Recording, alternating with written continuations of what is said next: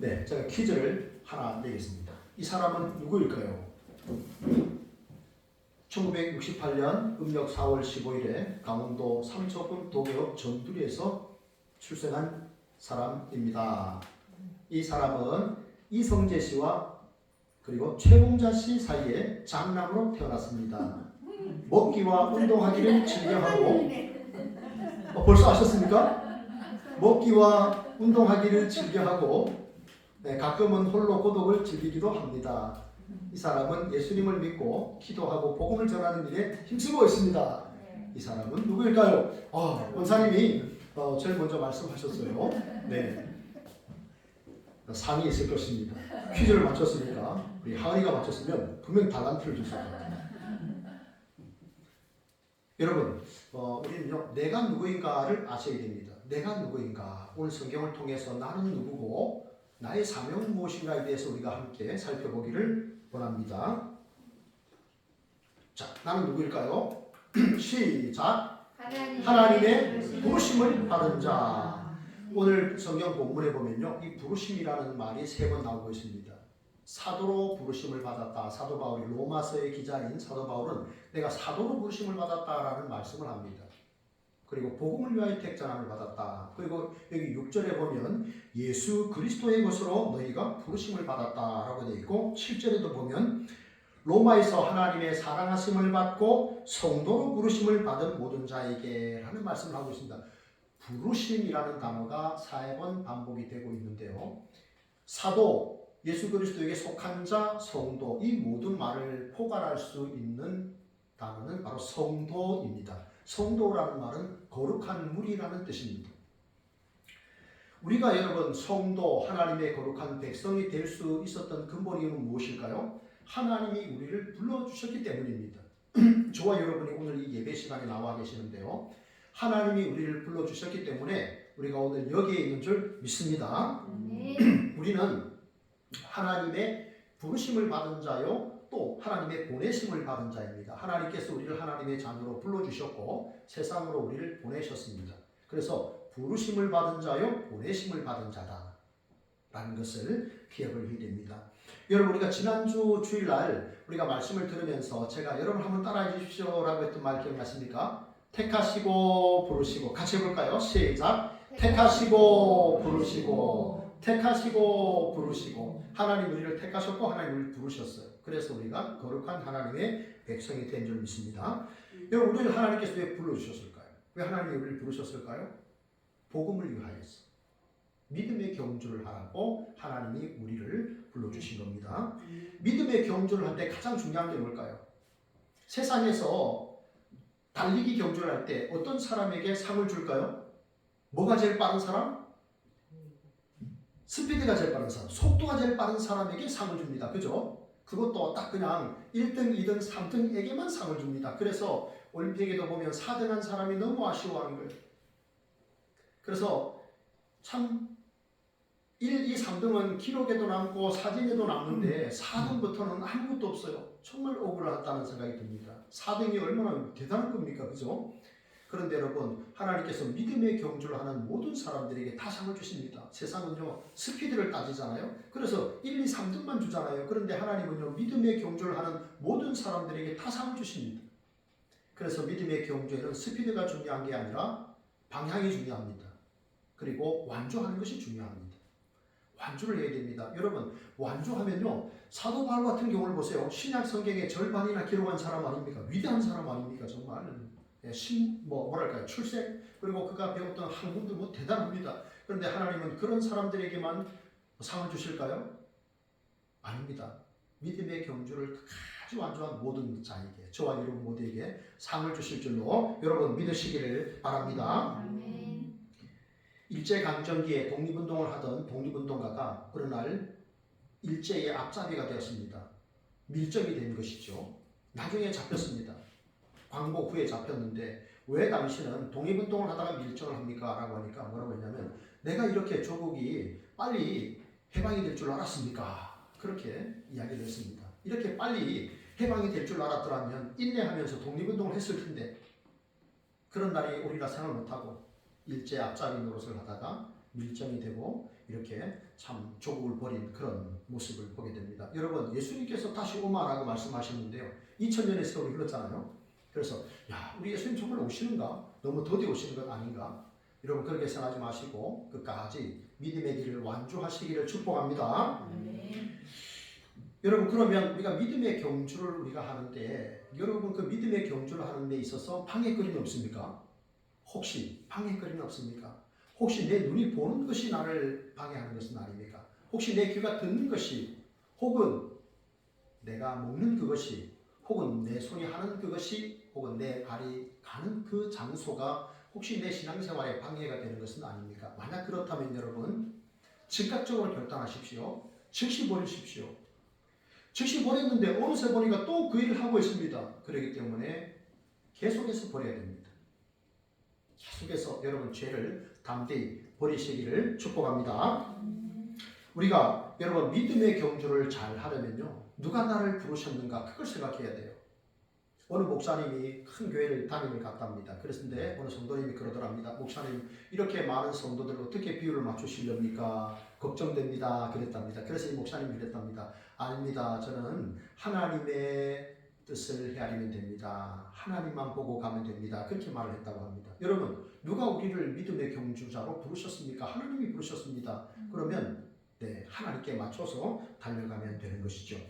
여러분, 우리가 믿음 생활을 잘하기 위해서 필요한 것이 있는데요. 교회가 필요합니다. 교회 공동체가 필요합니다. 그래서 칼빈은 교회는 성도들의 어머니다라는 표현을 했는데, 교회 공동체를 통해서 우리가 예배하고 성도의 교제를 나눔으로 우리의 믿음이 자라나게 되는 것이죠. 여러분, 좋은 믿음의 성도들을 만난다는 건 참 귀한 일입니다. 여러분의 인생에 그런 분이 계셨습니까? 여러분의 직장이나 여러분의 주위에 그런 좋은 믿음의 동역자들이 많이 있기를 축복합니다. 그리고 먼저 여러분들이 좋은 믿음의 친구가 되어주시기를 바랍니다. 그리고 중요한 것이 있는데요.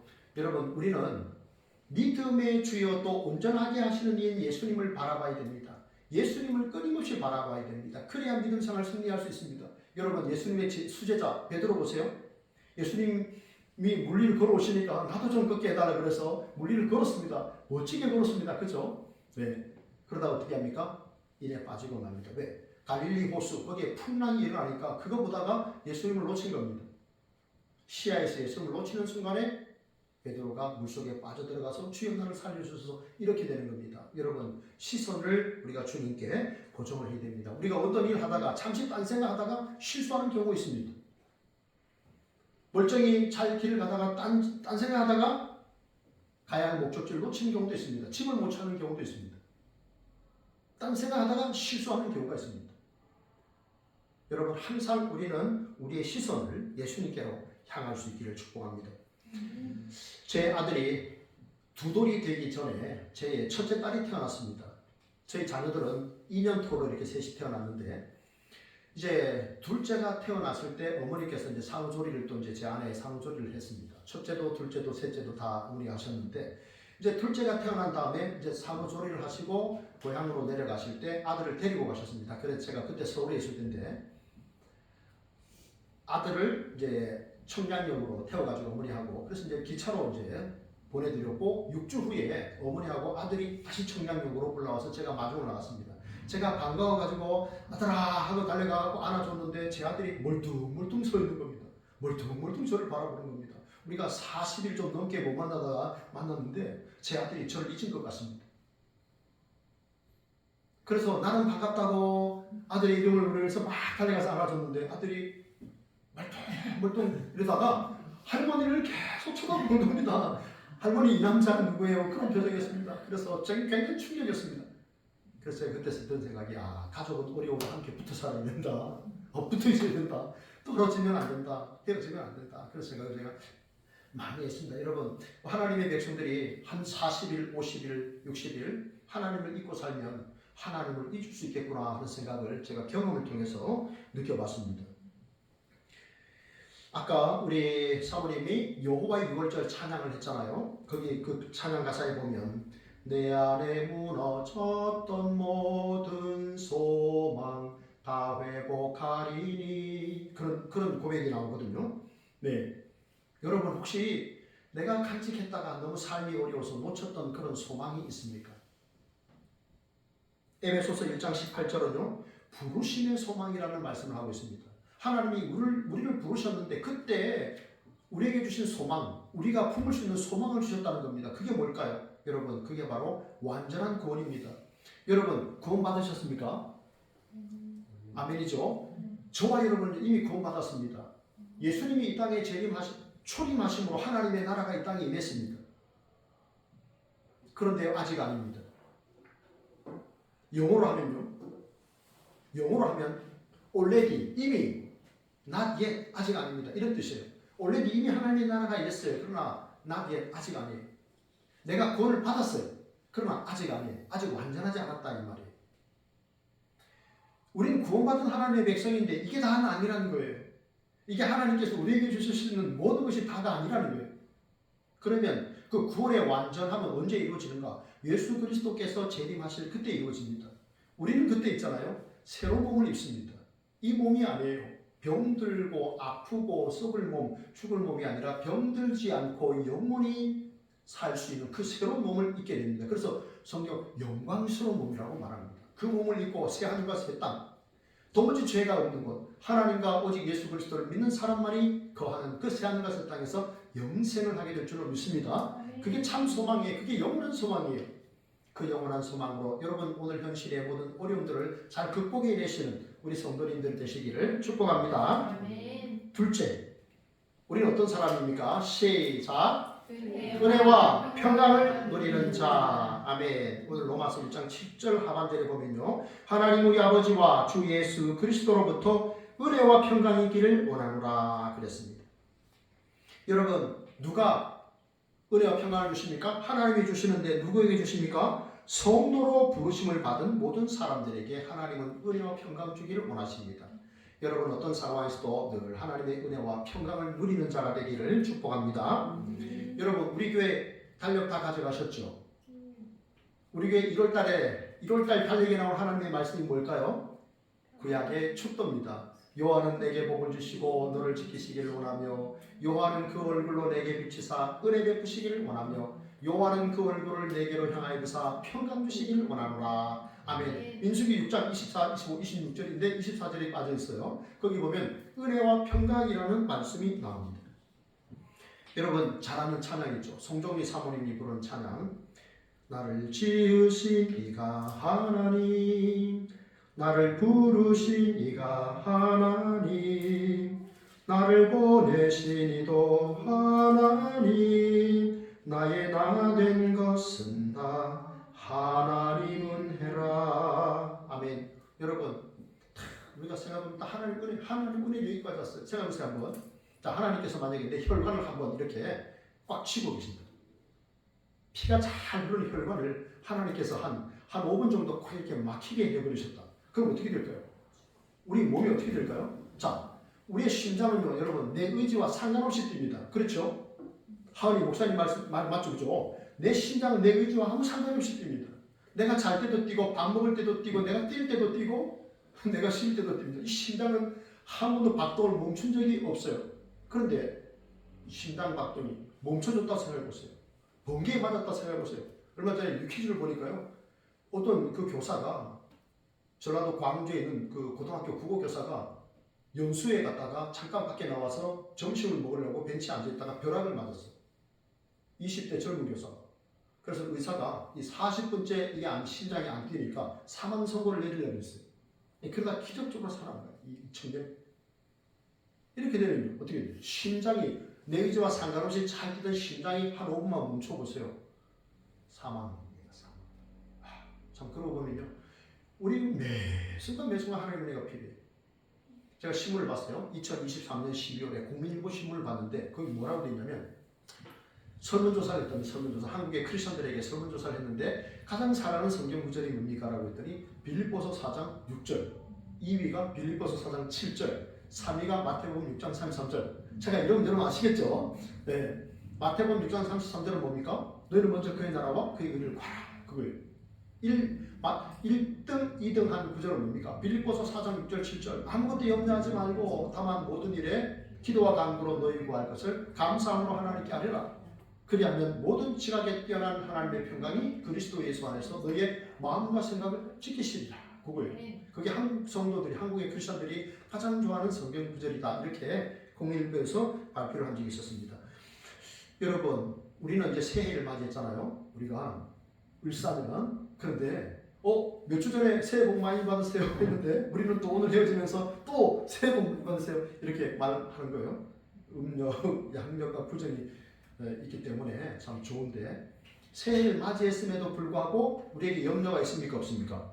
염려거리 있죠. 여러 가지 기도거리가 있죠. 여러분의 염려거리가 기도거리가 되기를, 염려거리가 기도거리로 바뀌기를 축복합니다. 아멘. 염려될 때 여러분 우리가 해야 할 일은 기도예요. 기도가 하나님의 은혜입니다. 기도가 선물이에요. 기도는 하나님과 대화할 수 있는 거잖아요. 하나님, 내 상황이 이렇습니다. 나를 좀 하나님께서 높여주십시오. 하나님, 나를 좀 크게 사용해 주십시오. 우리가 기도잖아. 나를 강건하게 하옵소서. 기도잖아요. 그게 하나님의 은혜고 선물이에요. 우리가 때로는요, 이렇게 아까 제가 베드로 이야기했잖아요. 베드로처럼 시선을 놓칠 때가 있어. 우리의 실수 때문에, 우리의 어떤 욕심 때문에 우리가 주님을 향하던 그 시선을 놓칠 수가 있어요. 그럴 때 어떻게 해야 됩니까? 빨리 다시 일어서야 돼요. 그리고 다시 주님을 바라보면 되는 거예요. 다시 주님을 바라보고 주님께 여러분 기도하십시오. 하나님, 내게 은혜 주십시오. 여러분 그렇게 은혜를 사모하시고 기도하시길 바랍니다. 여러분, 하나님께서요, 하나님의 아들까지도 내어주셨어요. 그렇죠. 독생자 예수님까지도 우리를 구원하시기 위해 내어주셨어요. 가장 소중한 것을 내어주신 하나님께서 뭘 더 아까워하시겠습니까? 여러분 보세요. 여호와는 그 얼굴로 내게 비치사 은혜 베푸시길 원하신다라고 했습니다. 그럼 뭡니까? 하나님 나에게 은혜를 베푸려고 눈을 맞출 때 우리 어떻게 해야 됩니까? 눈을 맞춰야 되는 거예요. 시선이 맞춰야 되는 거예요. 눈과 눈이 맞아야 스파크가 일어나는 거예요. 여러분 어렸을 적에 그 돋보기 가지고 종이 태워보셨죠? 그런 거 해보셨죠? 자연 시간이니까 저도 기억납니다. 이렇게 빛을 모아서 안 탈 것 같은데 이 돋보기 가지고 종이가 탑니다. 신기하죠? 또 초점이 맞으면 타는 거예요. 우리도 마찬가지예요. 하나님과 초점이 맞으면 성령의 불길이 일어날 줄로 여러분 믿습니다. 아멘. 나의 시선을 하나님께 맞추시고, 그래서 성령의 충만을 받고 하나님의 은혜를 폭포수같이 경험하시는 우리 성도님들 다 되시기를 축복합니다. 아멘. 그리고 또 뭘 누려야 됩니까? 은혜와 평강을 누린다라고 했습니다. 평강입니다. 예수님께서 하신 말씀이에요. 요한복음 14장 27절, 평안을 너희에게 끼치노니 곧 나의 평안을 너희에게 주노라. 내가 너희에게 주는 것은 세상이 주는 것과 같지 아니하노라. 너희는 마음에 근심도 말고 두려워하지도 말라. 여러분, 사람이 왜 평강을 누리지를 못합니까? 근심과 염려, 두려움 때문입니다. 그래서 예수님께서 하나님을 믿으니 또 나를 믿으라 말씀하셨어요. 너희는 마음에 근심하지 말라. 하나님을 믿으니 또 나를 믿으라. 여러분, 우리가 어떤 일을 할 때 이렇게 일이 잘 안 되는 경우가 있어요. 힘든 경험을 하는 데가 있어요. 그런데 그런 일보다도 더 우리를 무겁게 하는 것은 절망감입니다. 두려움입니다. 그런 생각들이 나를 굉장히 어렵게 만듭니다. 여러분, 그렇게 우리가 계속해서 염려하고 근심하게 되면요, 여러분 생각해 보세요. 그 염려와 근심하는 마음을 하나님이 주셨을까요? 마귀가 주었을까요? 마귀가 줬겠죠. 여러분, 하나님은 우리에게 염려, 불안, 두려워하는 마음 주시지 않습니다. 사탄이 그걸 주는 거예요. 그래서 예수님이 주시고자 하는 평안을 뺏어갑니다. 우리는 평안을 얻기 위해서 여러분 하나님을 믿고 예수 그리스도를 믿으시기를 축복합니다. 아멘. 그러면요, 우리의 몸에 질병이 떠나갑니다. 여러분, 불안장애란 말 들어보셨습니까? 만성적으로 걱정이나 근심이 많아 신체적으로 정신적으로 질병이 나타나는 그런 질환입니다. 이게 만성 이 불안장애입니다. 이렇게 되면 담대해질 수가 없는 거예요. 주님의 평안이 사라집니다. 세계 제2차 대전 때 영국 런던에 한 할머니가 있었는데 저렇게 할머니께서 전쟁 중에도 평안하게 잠을 자시는 거예요. 독일군이 계속 이 비행기로 폭격을 하는데도 저 할머니는 평안하게 잠을 잔다는 소문이 났어요. 그래서 어떤 분이 물었답니다. 할머니, 어떻게 죽을지도 모르는데 이렇게 평안하게 전쟁 중에 매일 주무십니까? 라고 하니까 저 할머니가 뭐라고 했냐면, 나는 잠자기 전에 항상 내 생명을 하나님께 맡깁니다. 하나님께서 은혜를 주시도록 기도합니다. 그리고 생각해 보십시오. 하나님과 나 두 사람이다 깨어 있을 필요는 없지 않습니까? 이렇게 말했다 그래요.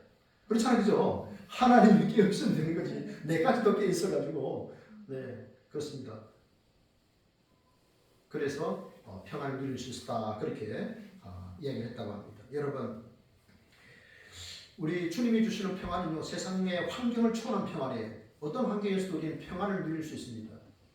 미국에 어느 돈 많은 부자가 잭슨이라고 하는 할머니를 이렇게 가정부, 우리 옛날에는 우리 식모살이 한다 이런 말을 했는데 이제 그렇게 이제 사람을 들였어요. 그런데 이 부자는 엄청나게 돈이 많고 사회적인 또 이렇게 명성도 있었고 그런데 가정사가 복잡했어요. 돈이 많았지만 그런데 자기는 별로 평안하지도 않고 행복하지도 않았는데 자기 집에 일하는 이 흑인, 이 잭슨이라는 이 여자는 너무 행복해 보이고 평안하고 노래를 부르더랍니다. 그래서 어느 날 이 부자가 불렀답니다. 아니 아주머니는 나에 비해서 별로 보잘것도 없는데 뭐 그렇게 즐겁습니까? 뭐 그렇게 평안합니까? 그러니까 이 할머니가 이렇게 말했대요. 잭슨이 그랬답니다. 나는 선생님처럼 부자가 아니라 돈을 도둑질 당할 염려도 없고 당신처럼 이렇게 좋은 집을 가지고 있어서 뭐 불탈 염려도 없고 또 명예도 없으니 다른 사람으로부터 모욕을 당할 뭐 이유도 없고 또 이미 나이가 들었으니 이제 병들어 죽게 되면 이 몸을 떠나서 영원한 하나님의 나라 새 몸을 입고 영원한 하나님의 나라에서 내가 천국에서 거할 텐데 얼마나 기쁩니까? 난 더 이상 소망이 없습니다. 더 이상 말할 것이 없습니다. 그렇게 말했다고 합니다. 여러분, 하나님은 우리에게 은혜와 평강을 주기 원하십니다. 지금도 그렇습니다. 아무것도 염려하지 말고 여러분 모든 일에 기도와 간구로 우리의 구할 것을 감사함으로 구하십시오. 그래서 하나님이 주시는 놀라운 평안으로 여러분의 마음에 모든 염려, 걱정, 두려움들 다 물리치시고 승리하시는 우리 성도님들 되시기를 축복합니다. 아멘. 마지막 셋째입니다. 셋째, 나는 누구인가? 다 같이 시작. 복음을 담대히 전하는 자. 아멘. 제가요 한 3주 동안에 교회에 있는 시간이 참 많았는데 컵라면 전도해 보겠다고 물 끓여놓고 단무지도 빼내놓고 라면도 종류별로 사놓고 이렇게 많은 사람을 기다리면서 제가 큰 은혜를 받았습니다. 극동방송을 통해서 많은 은혜를 받았는데 극동방송은 이렇게 말합니다. 극동방송을 듣게 하세요. 우리는 지금 생명을 전하고 있습니다. 극동방송을 듣게 하세요. 우리는 지금 생명을 전하고 있습니다. 그렇습니다. 제가 그 방송을 들으면서요. 많은 분들이 어디에서 다른 데로 이사를 했다가 교회를 못 조회해가지고 수년 동안에 교회를 못 다니는 그런 분들이 있더라고요. 그래서 여러분 혹시 동네에 이렇게 다니시다가 또 이렇게 또 어려움을 겪는 그런 분들에게 또 이렇게 또 도움도 주시고 또 이렇게 처음 보는 그런 분들이라면 혹시 이사 오셨습니까? 물어보시고 그렇다면 예수 소망교회로 오십시오. 여러분 먼저 여러분 그렇게 선포를 하시기를 바랍니다. 축복하시기 바랍니다. 이 먼저 점령하는 게 중요해요. 우리는 내 삶을 통해서 어떻게 하면 내 안에 계신 예수님이 드러나게 할 수 있을까? 그것을 생각하셔야 됩니다. 계속해서 그 일들을 행하실 때 하나님께서 아름다운 열매를 붙여주실 줄로 믿습니다. 아까 우리 갈라디아서 2장 20절 말씀을 고백했는데요. 이런 고백이 있잖아요. 이제 내가 육체 가운데 사는 것은 나를 사랑하사 나를 위하여 자기 자신을 버리신 하나님의 아들을 믿는 믿음 안에 사는 것이다. 믿음 안에 산다는 게 뭡니까? 믿음으로 생각하는 겁니다. 믿음으로 말하는 거예요. 그렇기 때문에 우리의 삶에는 반드시 긍정의 요소가 있어요. 우리가 낙천적일 수도 있고 혹은 부정적일 수도 있고 많은 경우가 있는데 그런데 반드시 하나님의 말씀을 믿는 사람들은요. 반드시 긍정의 요소가 있어요. 그 하나님의 말씀이 약속이기 때문에 그렇습니다. 여러분 하나님께서요. 성령께서 우리 안에서 역사를 하시는 어떻게 역사하시냐 하면 믿음이 있어야 됩니다. 믿음이라는 땔감이 있어야 돼요. 하나님의 말씀이라는 땔감이 있어야 성령이 그 말씀을 통해서 불을 붙이십니다. 그리고 우리 안에 믿음이라고 하는 땔감이 있어야 그 성령의 불이 활활 타오르게 됩니다. 성령이 역사하시는 방법이 하나님의 말씀이에요. 우리 안에 하나님의 말씀이 있는가? 내가 확 붙들고 있는 그 말씀이 있는가? 약속은 굉장히 불편합니다. 저도 1월달에 목사님들 모임이 한 2번 정도 있어가지고 미리 작년부터 계획을 해놓고 목사님들 모임에 참여를 합니다. 좀 귀찮을 때가 있어요. 내가 밥을 사는 것도 아니고 내가 밥을 먹으러 가는 건데도 좀 귀찮을 때가 있어요. 그런데 어쨌든 약속이라는 것은 되게 좀 불편합니다. 그런데 하나님께서 우리에게 5,000가지 약속을 주셨다고 했어요. 그죠? 네. 그 약속을 한 사람은요, 사람도 지키는데 하나님이 안 지키시겠습니까? 그 약속의 말씀을 우리가 믿어야 됩니다. 그리고 그 약속의 말씀이 내 안에, 내 마음판에 확 새겨져 있어야 돼요. 그래야 성령이 그 말씀을 통해서 불을 붙이는 거예요. 그리고 우리에게 그 말씀을 믿는, 하나님을 믿는 믿음이 있어야 돼요. 그래야 하나님 성령께서 그 믿음을 통해 큰 불을 일으키십니다. 아셨죠? 말씀과 믿음이 인간을 돌아봐야 됩니다. 여러분, 우리가 지난주에 창세기를 마감을 했는데, 창세기 보면은 이제 아버지가 돌아가셨고 그 다음에 아들이 죽는 그런 내용이 나와요. 그런데 두 분 다 가나안 땅을 이야기했어요. 살아있는 그 후손들에게 가나안 땅을, 요셉은 너희들이 나중에 출애굽을 할 텐데 그때 내 해골을 메고 올라가라라고 했어요. 그들은요, 가나안 땅을 사모했어요. 하나님이 약속하신 그 땅을 사모했어요. 여러분, 올해는 우리 모든 짱믿음의 우리 성도님들의 가정에 복음이 증거되고 하나님의 놀라운 성령의 역사 속에 온 가족이 하나님 앞에 나오는 그러한 구원의 역사가 있기를 축복합니다. 아멘. 제가 오늘 아침에요, 와서 이제 기도를 했어요. 여기서 이제 기도해서 각 가정마다 이렇게 그 의자를 만지면서 기도했어요. 가정의 이름을 다, 여러분 가족의 이름을 제가 다 알잖아요. 그죠? 딸 이름까지도 이렇게. 그래서 다 이렇게 이름을 부르면서 기도했습니다. 구원의 역사가 있게 해주십시오. 이제 그런 기도를 했어요. 그래서 언젠가 제가 아마 여러분 남편의 신발을 가져오십시오 이렇게 말할지도 몰라요. 남편이 아니니까 신발을 가져와서 신발을 놓고 우리는 기도하는 거예요. 네, 그런 마음도 품고 있습니다. 여러분, 우리가 왜 사느냐? 복음을 전하기 위해서 사는 거예요. 오늘 사도 바울이 뭐라고 말합니까? 내가 할 수만 있는 대로 로마에 있는 너에게도 가서 복음을 전하기를 원하노라 그랬어요. 그리고 그 다음에 16절 뭐라고 말씀합니까? 내가 복음을 부끄러워하지 않는다라고 했습니다. 그렇다면 복음을 부끄러워하는 일이 있다는 겁니다. 왜 복음을 부끄러워할까요? 이 말은 복음을 전하는 것을 부끄러워한다는 뜻이에요. 내가 예수님을 믿고 사랑하는데 복음을 전하는 것을 부끄러워한다. 왜 복음을 전하는 것을 부끄러워할까? 곰곰이 생각해 봤어요. 복음을 전했는데 상대방이 믿지 않아요. 거부해요. 그러면 내가 좀 부끄럽잖아요. 그래서 부끄러움을 당할까 봐 복음을 전하지 않는 건 아닐까. 또 복음의 내용을 선명하게 알지 못해서 복음을 전하지 못하는 것은 아닐까. 또 복음에 대한 확신이 없기 때문에 내가 그 복음의 말씀대로 살지 못하기 때문에 복음을 전하는 거지 못하는 건 아닐까. 이런 생각을 해봤습니다. 여러분, 복음이 뭡니까? 오늘 로마서 1장에 나타난 이 복음은 이렇습니다. 복음은 예수 그리스도입니다.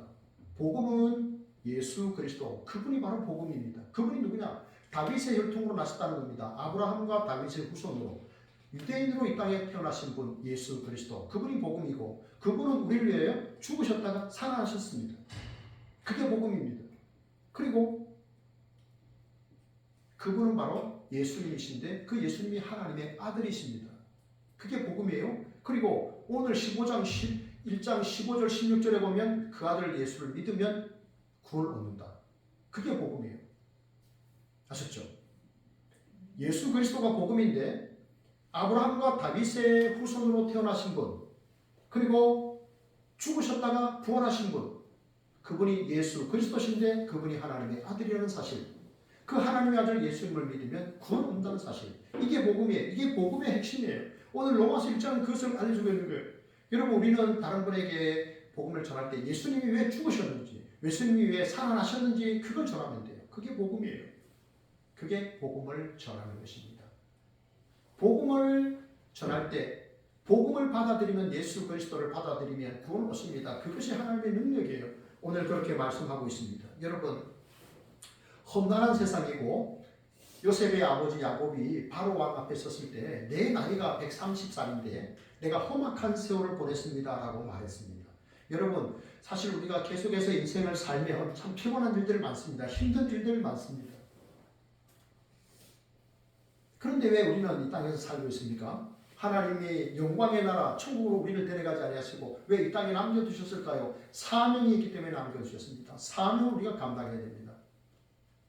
예수님께서 모든 민족으로 제자를 삼아 아버지와 아들과 성령의 이름으로 세례를 베풀고 내가 너에게 분부한 모든 것을 가르쳐 지키게 하라 말씀하셨어요. 복음 전파를 우리에게 부탁하셨기 때문에 복음을 전하는 겁니다. 그리고요, 복음을 전할 때 구원을 얻게 하시는 하나님의 능력이 되기 때문에 복음을 전하는 거예요. 우리가 어떻게 구원 얻습니까? 우리가 어떻게 천국에 들어갑니까? 누가 천국에 들어갑니까? 죄인은 들어갈 수가 없습니다. 의인만 들어갑니다. 의인이 뭡니까? 죄를 안 지은 사람이 아니라 죄 문제를 예수님을 믿고 해결한 사람이에요. 그 사람들이 의인이에요. 그 사람들이 들어가는 나라가 하나님의 나라입니다. 예수님을 믿기만 하면 우리가 신분이 바뀌어요. 죄인에서 의인이 되는 거예요. 마귀의 편에 있다가 하나님 편으로 옮겨지는 거예요. 무가치한 자가 어마어마한 가치를 가진 자가 되는 거예요. 이게 복음의 역사입니다. 제가 주중에 교회에 있으면서요, 극동방송을 자주 들었다고 했잖아요. 그래서 한 가지 결심을 했습니다. 내가 꼭 맥도날드에 한번 가리라. 내가 꼭 맥도날드에 가서 초코 추로스 콤보를 먹어보리라. 그 광고를요, 시간마다 하는 거예요. 초코 추로스 콤보. 혹시 우리 하은이 먹어봤습니까? 네. 맥도날드에 가면 초코 추로스 콤보를 하는데 4,000원이라고 합니다. 계속 광고하는데 내가 한번 가봐야 되겠다 생각이 들었어요. 여러분, 우리나라에요, 그 롯데리아 햄버거 매장 1,300개가 이제 폐업식을 했습니다. 이제 사라진다고 합니다. 제가 이 동네 8년째 사는데 8년 살면서도 한 번도 거기에 못 가봤어요. 안 가니까 사라지는구나 생각이 들었어요. 여러분, 제가 그런 생각을 들었던 것은요, 계속 들었기 때문에, 그 소식을 라디오를 통해 계속 들었기 때문에 내가 맥도날드에 가서 초코 추로스 콤보를 한번 먹어봐야 되겠다 생각한 거예요. 여러분, 사람이요, 들린 그 소리가 자기 선택이 될 수 있습니다. 들린 소리는 내 선택이 될 수가 있습니다. 1849년에 미국 캘리포니아에서 일어났던 일인데요. 당시에 캘리포니아에 많은 그 금맥이 발견돼 가지고 황금이 많이 이렇게 나온 그런 시대였다고 합니다. 그때 이 다니엘이라는 사람이 있었는데, 이 사람도 자기 부모가 물려준 모든 이제 재산을 다 처분하고 돈을 모아가지고 이제 서부의 캘리포니아에 갔습니다. 그래서 다른 사람에게서 광산을 하나 샀어요. 금맥이 있는 광산을 산 거예요. 그리고 많은 이제 또 뭐 굴착기라든지 기계를 샀어요. 그리고 이제 터널을 뚫은 거예요. 자, 그런데 뚫으니까 금이 나왔어요. 그래서 일주일 동안 이제 금을 캔 거예요. 그런데 그다음부터 금이 나오지 않아요. 그래서 어떻게 합니까? 10m를 더 팠다 그럽니다. 여기저기 10m를 팠대요. 그런데도 금맥이 더 이상 발견되지 않았답니다. 그래서 내가 이 금강을 잘못 샀구나. 그리고 이제 그걸 헐값에 넘긴 거예요. 고철업자에게.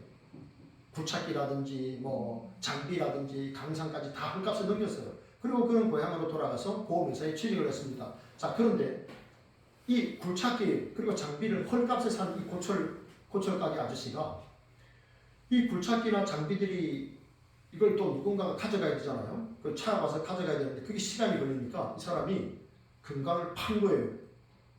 여러분, 어떤 일이 있는 줄 벌어진 줄 아십니까, 여러분?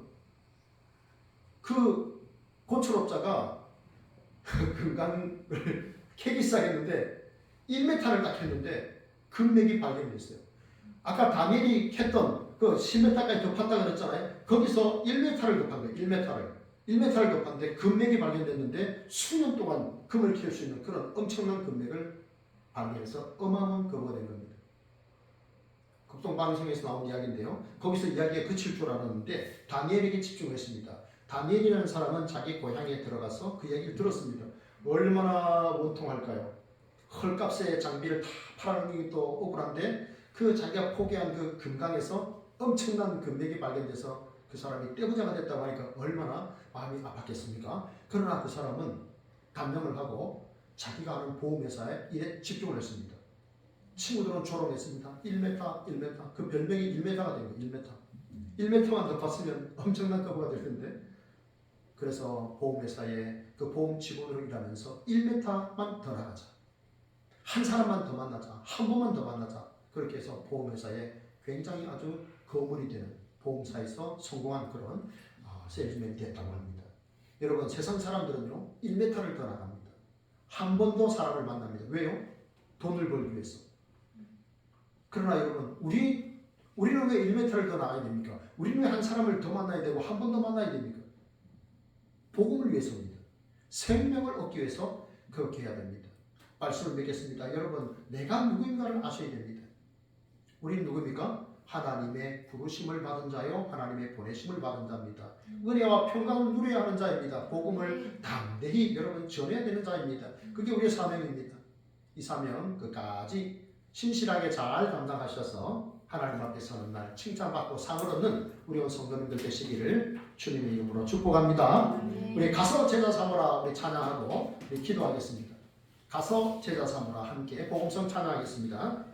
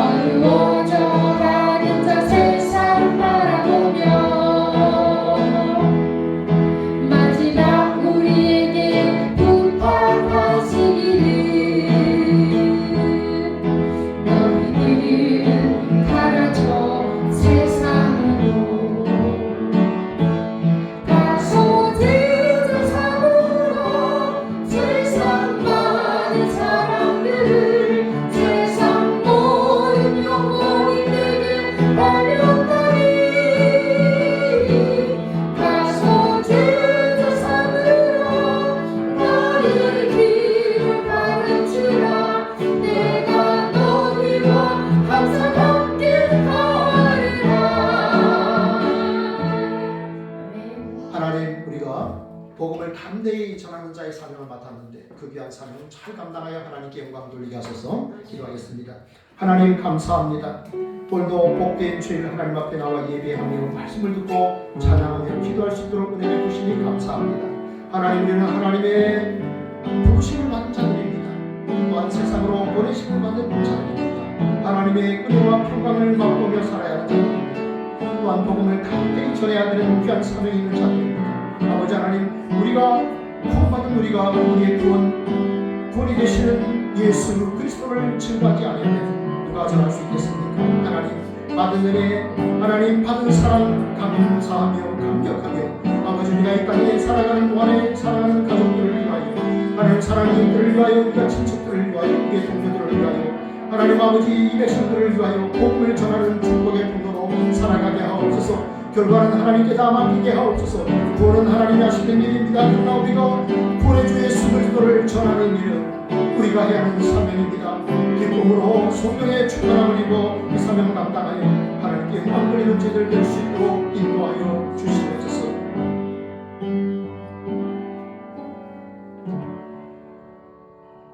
하나님 감사합니다.